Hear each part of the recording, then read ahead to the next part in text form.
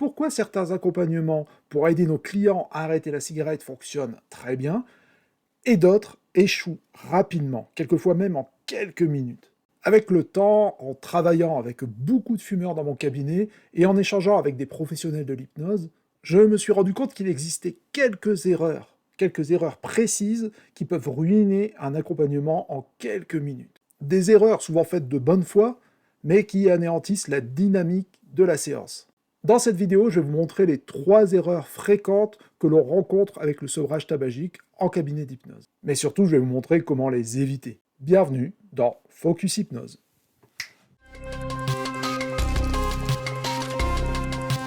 Focus Hypnose.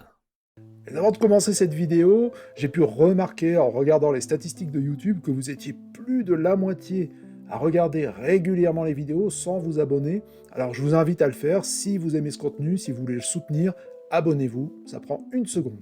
Quand on parle des demandes les plus fréquentes dans un cabinet d'hypnose, bien souvent, le sevrage tabagique arrive en tête du podium. Et pourtant, beaucoup de praticiens en hypnose ne se sentent pas à l'aise avec cette demande.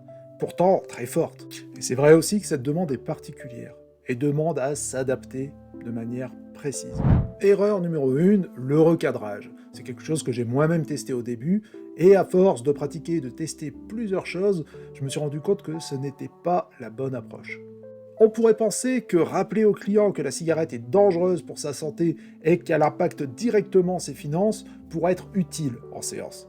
Mais en réalité, penser que le client ne connaît pas ces informations serait une erreur. Pire encore, faire le bilan de ce qu'il dépense dans la cigarette, voire de ce qu'il a déjà dépensé tout au long de sa vie dans la cigarette, est aussi une erreur. Ou lui rappeler qu'il dégrade sa santé jour après jour avec la cigarette est également une erreur.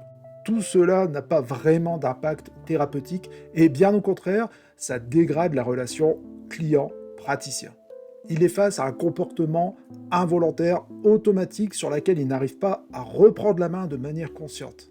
Et peu importe qu'il fume 2, 10, 20, 40 cigarettes par jour, et depuis 2, 3, 20, 60 ans, peu importe, ce qu'il veut, c'est arrêter maintenant.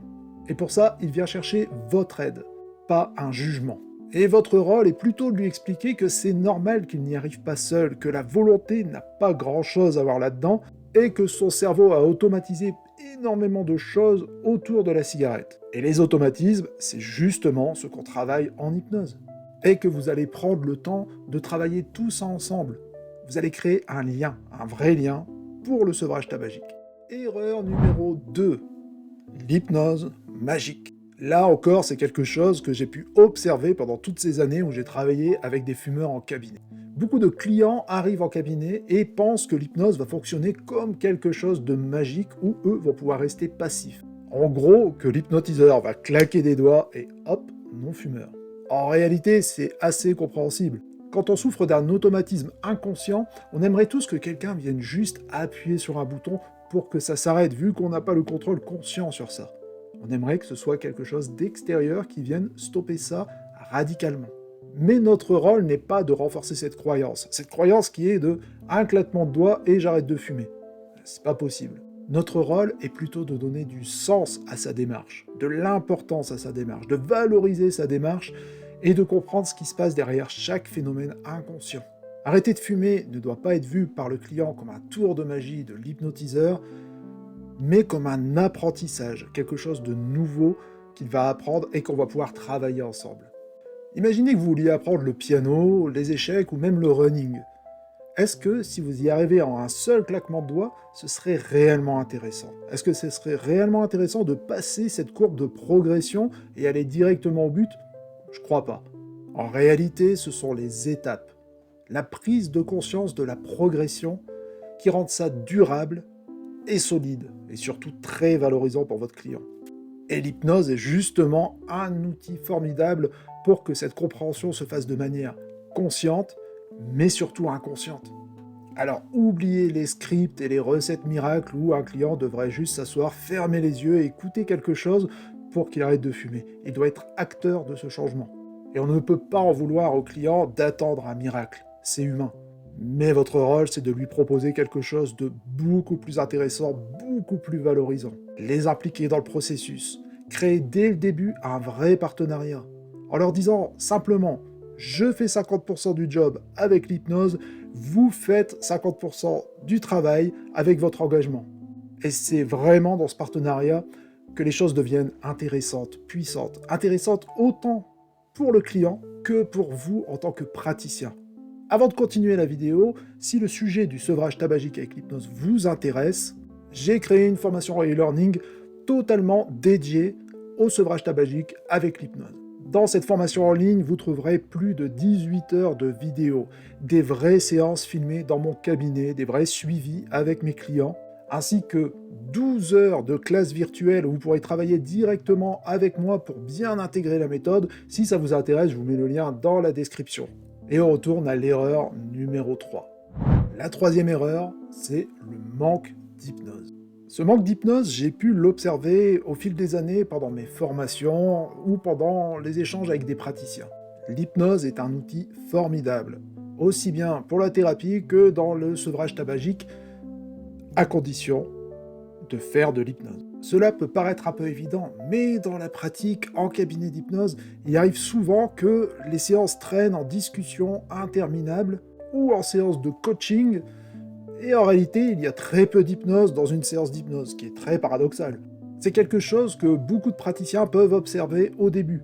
Très peu d'hypnose, malheureusement, dans leur pratique, ou un état d'hypnose très léger, qui n'est pas réellement celui qu'on doit travailler en séance d'hypnose.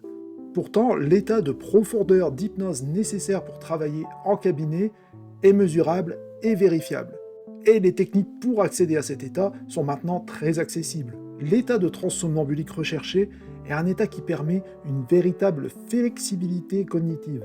Et c'est cet état qui permet aux clients de vivre certaines expériences d'une manière totalement différente et de les réinterpréter sans l'intervention du conscient. Et si cet état n'est pas atteint, on ne travaille tout simplement pas en hypnose. Ces 3 erreurs, je les ai moi-même rencontrées au cours de ma pratique. Le recadrage inutile, l'attente d'une hypnose magique ou tout simplement pas assez d'hypnose en séance d'hypnose. Mais les erreurs font aussi partie du chemin de l'apprentissage. Avec l'expérience, on comprend que l'accompagnement d'un fumeur ne repose pas sur un discours moral ni sur une partie magique. Il repose sur une compréhension fine des fonctionnements automatiques du client liés à la cigarette, d'un partenariat fort et d'un véritable accompagnement en hypnose. Et quand ces 3 éléments sont réunis, l'hypnose devient alors un outil extrêmement performant pour aider les gens à arrêter de fumer durablement. Cette vidéo touche à sa fin, j'espère qu'elle vous a été utile. Si c'est le cas, n'oubliez pas de liker la vidéo, de vous abonner à la chaîne et de partager cette vidéo. Moi je vous dis à bientôt, je suis Jérémy Collier, praticien en hypnose, formateur, auteur et merci d'avoir suivi Focus Hypnose.